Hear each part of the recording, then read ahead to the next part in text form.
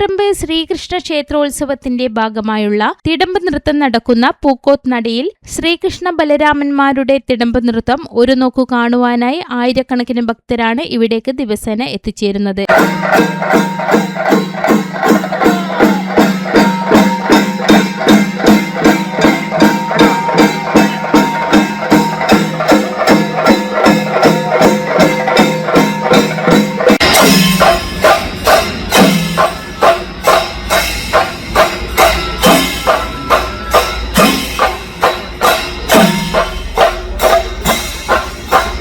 March 6 ഉച്ചയോടെ നടന്ന കൊടിയേറ്റത്തോടെയാണ് ഉത്സവത്തിന് തുടക്കം കുറിച്ചത്.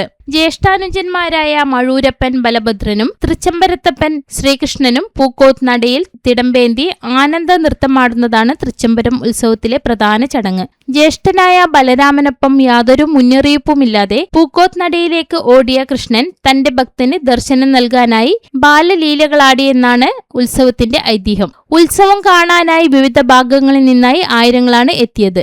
നൃത്തോത്സവം, ബാലലീലോത്സവം, ദേവോത്സവം, മഹോത്സവം തുടങ്ങിയവയാണ് പ്രധാന ആഘോഷങ്ങൾ. കൂട്ടത്തിലോട്ടം, ആനന്ദ നൃത്തം, കൂടിപ്പിരിയൽ തുടങ്ങിയവയും ഉത്സവത്തിന്റെ ഭാഗമാണ്.